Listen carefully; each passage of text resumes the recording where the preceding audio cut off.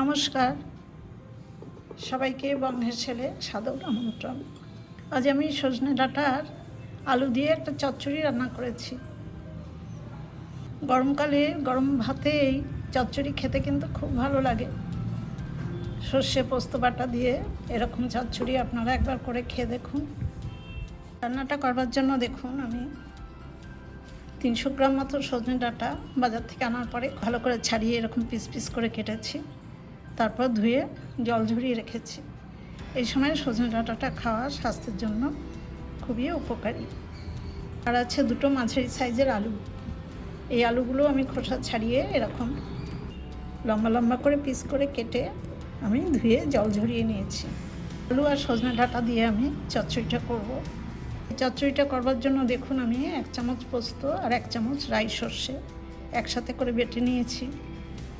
এই বাটার সময় আমি অল্প একটু লবণ আর 4টে কাঁচা লঙ্কাও একসাথে মিশিয়ে বেটেছি। আমি গ্যাসের উপরে একটা কড়াই বসিয়ে তাতে পরিমাণ মতো সর্ষের তেল দিয়েছি।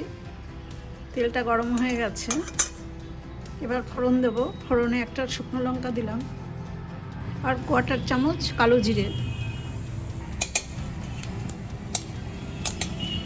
ফোড়নটা দেখুন ভাজা হয়ে গেছে। এবার আমি প্রথমে আলুগুলো দিয়ে দেবো।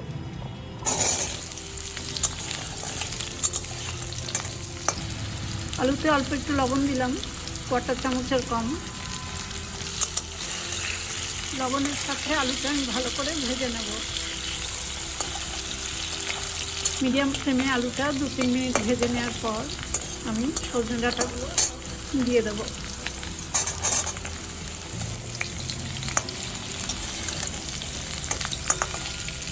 এবার ডাঁটার জন্য সামান্য লবণ দিলাম।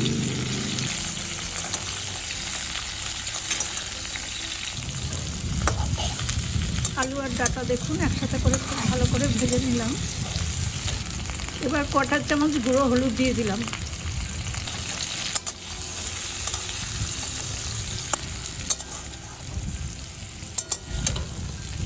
হলুদটাও খুব ভালো করে মিশিয়ে দিয়েছি।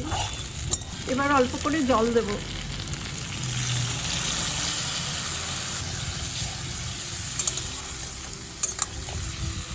এবার ডাঁটা আর আলুটা আমি সেদ্ধ হতে দেব। একটু ঢেকে দিলাম আর গ্যাসের ফ্লেমটা আমি লো টু মিডিয়াম করে দিলাম। প্রায় 7-8 মিনিট পর আমি ঢাকাটা খুলে নিচ্ছি। মাঝে একবার খুলে আমি একটু উল্টে পাল্টে দিয়েছি। দেখুন আলু খুব ভালো সেদ্ধ হয়ে গেছে।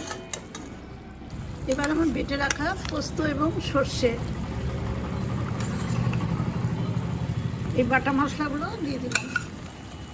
বাটিটা ধুয়ে একটু জল দিলাম, 1/2 চামচ চিনি দিলাম। এই বাটা মশলার সাথেই কাঁচা লঙ্কা আছে মেশানো, সেই জন্য আলাদা করে আমি আর লঙ্কা দিইনি।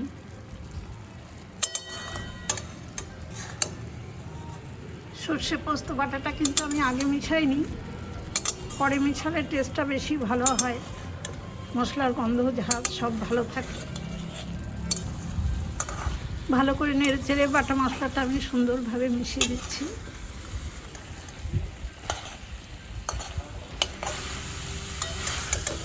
রান্নাটা কিন্তু একদমই হয়ে গেছে, নিচে আর কোনো জল নেই। চচ্চড়ি হচ্ছে, ওই জন্য রান্নাটা শুকনোই থাকবে। সবশেষে আমি আবার 1 চামচ কাঁচা সর্ষের তেল দিলাম। এই রান্নায় এই কাঁচা সর্ষের তেলটা অনেকটাই স্বাদ বাড়িয়ে দেবে। এবার গ্যাসের ফ্লেমটা অফ করে দিয়ে আমি আমার এই চচ্চড়ি রান্নাটা একটা প্লেটে সার্ভ করে দেবো। চচ্চড়িটা আমি একটা প্লেটে নামিয়ে নিচ্ছি। সজনে ডাঁটা তো আমাদের স্বাস্থ্যের জন্য খুবই উপকারী। সজনে ডাঁটার আমরা অনেক কিছুই রান্না করে খাই।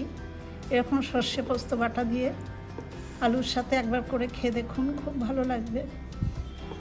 আমার আলু সজনে ডাঁটা চচ্চড়ির এই রেসিপিটা দেখে আপনাদের যদি ভালো লাগে তাহলে লাইক, শেয়ার, সাবস্ক্রাইব করার জন্য অনুরোধ রইল।